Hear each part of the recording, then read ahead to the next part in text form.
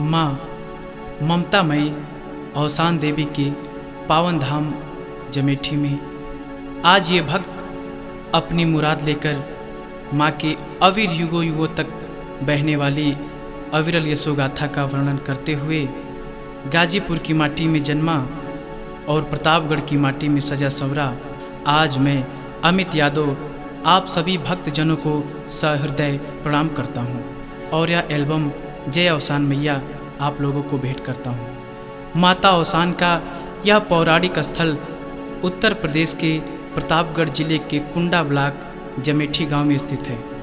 मैया औसान देवी सुंदर सजीव स्वच्छ खुले वातावरण में अपना डेरा रमाए हुए माँ भव्य रूपनी दिव्य शक्ति अजन्मा अपने भक्तों का कल्याण करती हैं। दूर दराज से आने वाले भक्तों को इलाहाबाद से 50 किलोमीटर लखनऊ राजमार्ग पर माँ गंगा की धारा फाफा मऊ से होते हुए नवाबगंज लालगंज से कुंडा ब्लॉक तहसील जो अनेक गाथाओं से परिपूर्ण है वहाँ से 2 किलोमीटर पहले बाबूगंज बाजार से होकर के जमेठी गांव माँ औसान के धाम में पहुँच सकते हैं और माँ का ऐतिहासिक पौराणिक धाम का दर्शन कर सकते हैं। माता औसान की महिमा का गुणगान आज हर तरफ हो रहा है।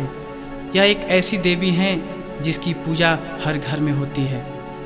इस दिव्य मंदिर और औसान माता के बारे में जितनी जानकारी हमको ज्ञात हुई है उतनी जानकारी हम सभी भक्तजनों को बताने जा रहे हैं। इस मंदिर की स्थापना किसने की तथा किस सन में हुई या माँ औसान के बारे में स्पष्ट जानकारी गांव के किसी भी व्यक्ति को नहीं है। जो कुछ जानकारी मिली है वो भी उनके पूर्वजों से उनको ज्ञात है। माँ की पूजा हर घर में होती है। पुरातत्व विभाग से माँ के बारे में कुछ बातें ज्ञात हुई हैं कि इस मंदिर की स्थापना 1200 ईस्वी के लगभग हुई है।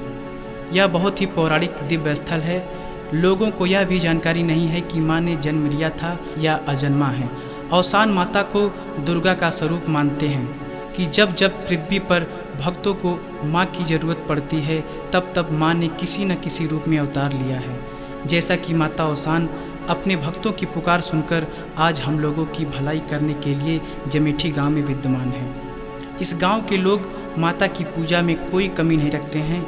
माँ के मंदिर की देखभाल इसी गांव के पुजारी लाला पंडा अपनी धर्मपत्नी के साथ करते हैं।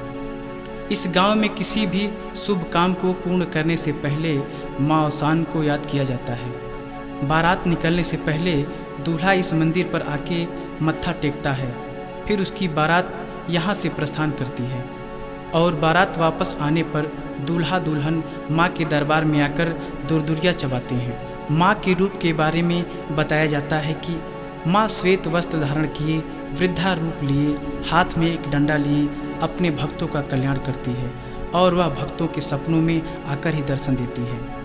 माँ औसान के दरबार में दिन बृहस्पतिवार को भारी संख्या में सुहागिनों की भीड़ आती है और माता के दरबार में अपनी मानी हुई मुराद की दुर्दुरिया चबाती हैं।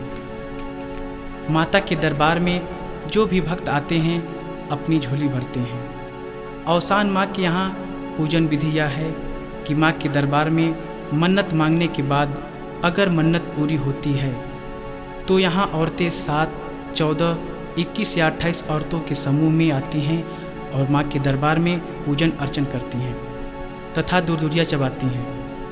इसमें जितनी भी औरतें होती हैं सभी सुहागिन होती हैं। सभी सुहागिन औरतें एक समूह में बैठकर लाई, चना, गुड़, पेड़ा आदि का प्रसाद ग्रहण करती हैं और 7 या 14 कोढ़ियाँ लगाती हैं। फिर 16 श्रृंगार के बाद माता का गुणगान कहानी के रूप में कहती हैं। फिर वह उस प्रसाद को ग्रहण करती हैं। इस परंपरा को देखकर मन भाव विभोर हो जाता है और दिल से माँ औसान की जय जयकार निकलती है। बृहस्पतिवार के दिन माता के दरबार में हजारों भक्तों की भीड़ दिखाई पड़ती है। यहाँ लोगों का मानना है कि यदि दुर्दुरिया मानकर माता के दरबार नहीं आते हैं तो माता हमारे सपनों में आकर हमको याद भी दिलाती हैं। अगर उसके बाद भी हम दुर्दुरिया नहीं चबवाते हैं तो माता औसान इसकी सज़ा भी हमको देती है। माता का दरबार चारों तरफ हरियाली से घिरा हुआ है। माँ औसान पीपल की छाया में अपना निवास बनाई है और माँ के मंदिर के बाहर भोले बाबा भी विराजमान हैं। यहाँ पर लोग निशान लेकर झूमते गाते हुए माँ के दरबार आते हैं। माँ के दरबार में जो भी आता है वह खाली हाथ नहीं जाता, ऐसा यहाँ के लोगों का मानना है। जय अवसान मैया।